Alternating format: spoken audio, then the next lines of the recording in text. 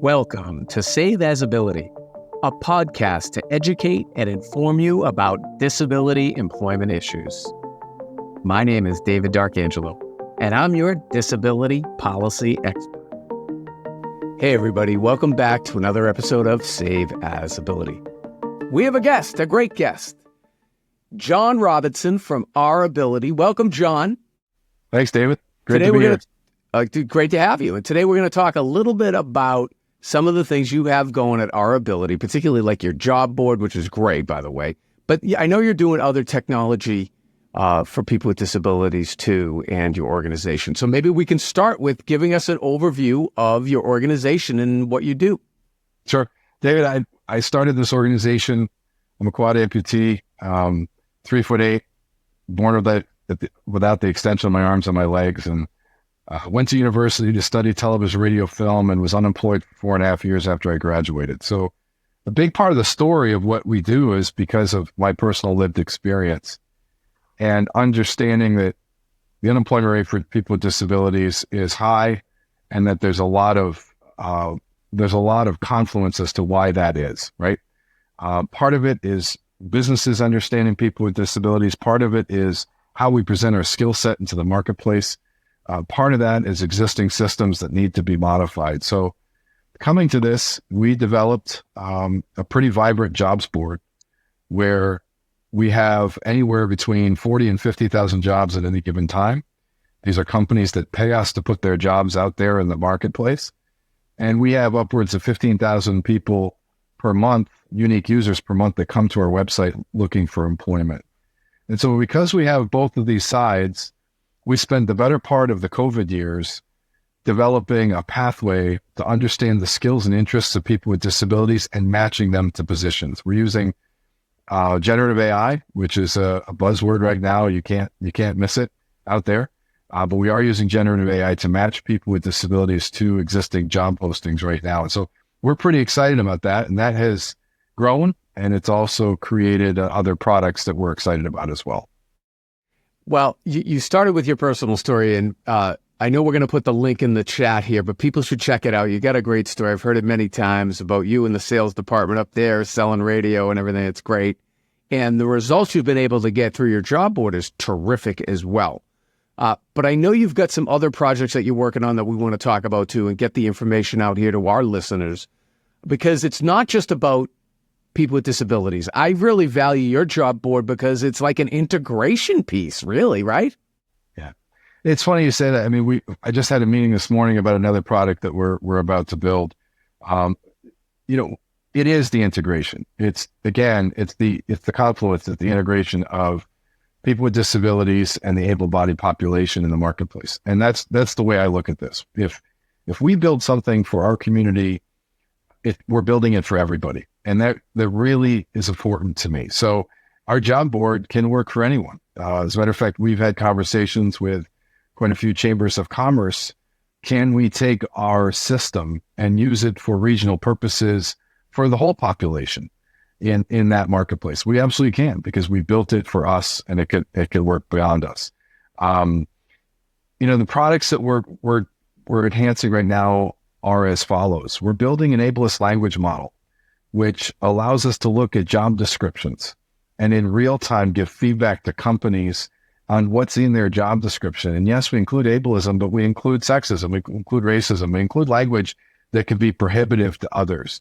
And so we're building this modeling right now in the dashboard right now, which will come out it's beta test right now, but will come out beyond beta in the next month or so. So companies can look at their own job postings and see on their dashboard exactly what's considered ableist. We're doing that. The meeting that we've had this morning is, can we take a look at creating a safety net that can help if you are disabled and you're going out and meeting people in public, and that safety net allows you to find out who you're meeting with, as well as what their background is, and maybe protect yourself against something that can be harmful to you. It's got dating applications. It's got disability applications.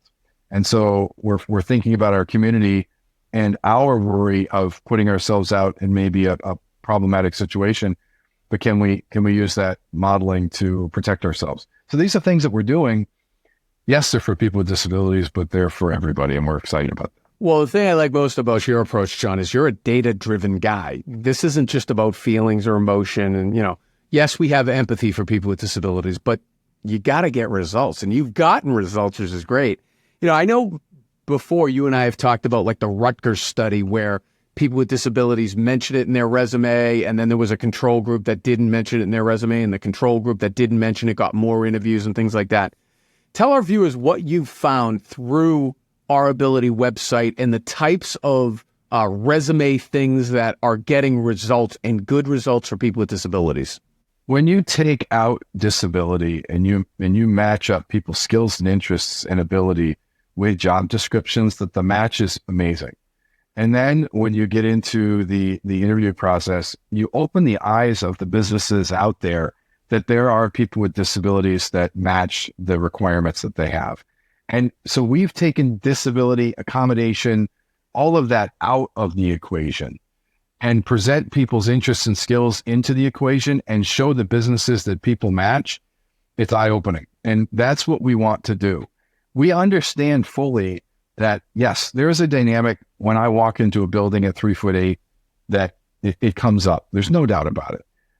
But prior to that, if we can show a business that my resume matches exactly what they want at a higher level than they would have perceived, then we can have better outcomes. And that's what we need to do. The difference in 2024 versus 1994 is that, businesses need to hire good people. They really do. It's more our community that need to step up and be ready for it. So much different than it was in 1994. But by removing disability from the equation, showing skills and interests and how they match the marketplace, we have much better outcomes.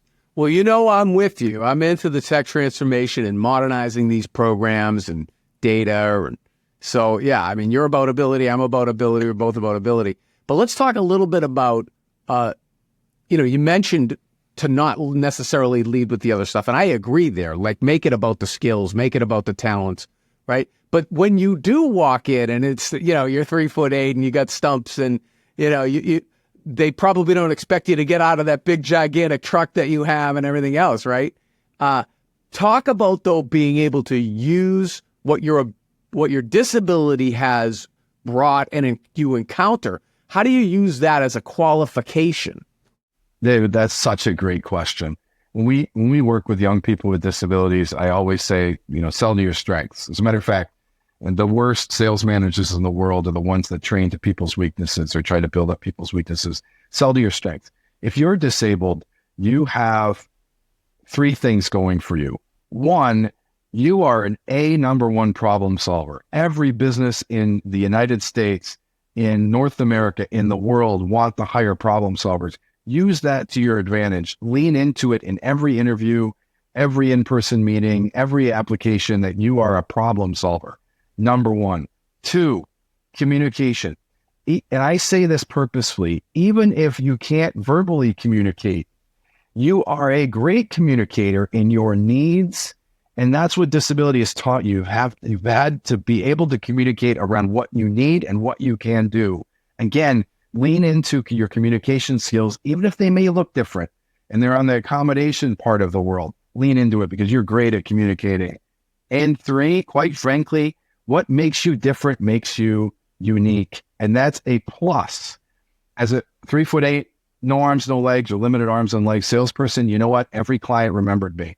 And then once I learned to lean into that in my next interviews, I had that ability. And so every time we train people with disabilities in the marketplace, we lean on those three things, because once you harness that within yourself, you present that to the marketplace and the marketplace will acquire you. 100% right, John. And it's funny. I was just on a podcast myself and the podcast host was like, well, it's about being normal. I said, but who wants to be normal? Normal is average. We don't want to be average. We want to be exceptional, John. And you are exceptional. Thanks, David. The new normal is, be who you are, sell to your strengths, and bring that to the marketplace. Well, as we wrap up here, John, please tell everybody how they can get involved with your organization in some way, or if they're looking for a job, or if they're an employer who wants to tap into talent. So we're a generative AI company, David, and the way to find us is at ourability.com. Obviously, we're on LinkedIn, we're on Facebook as well. But exactly why you'd want to get contact with us is if you're looking for a job, If you're a business looking for those 15,000 people coming to us, if you're a business looking to write a better job description, if you're an organization that wants to use generative AI that has accessibility built in, but for either the disability population or the general population, we're here for you. We care that people have opportunities. We are people with disabilities that own and run this company, and we build products and services for our community, but also beyond our community. I love it, John. Access to opportunity. That's what we're all about here at Our Ability, at Save As Ability and Archangel Communications. I appreciate you. Thanks so much. For everybody else, another episode of Save As Ability. Please check out John's links in the description. Like, comment, share, subscribe, all that stuff so we can keep great content flowing for you. I want to thank John Robinson for joining us today. Always. I hope you have a great day. We'll see you next time. For more information about disability employment issues, please visit our website, disabilityemploymentsolutions.com.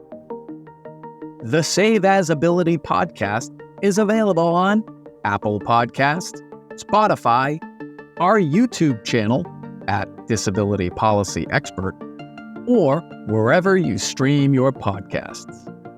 Subscribe, stream, rate, and review our shows. Your ratings and reviews help our show reach new audiences. Produced by Pod Pro Entertainment. Save As Ability lives within a network of podcasts located at podproentertainment.com. #TheNewRadio. Again, my name is David D'Arcangelo, and I'm your disability policy expert. Until next time, thank you. I hope you have a great day.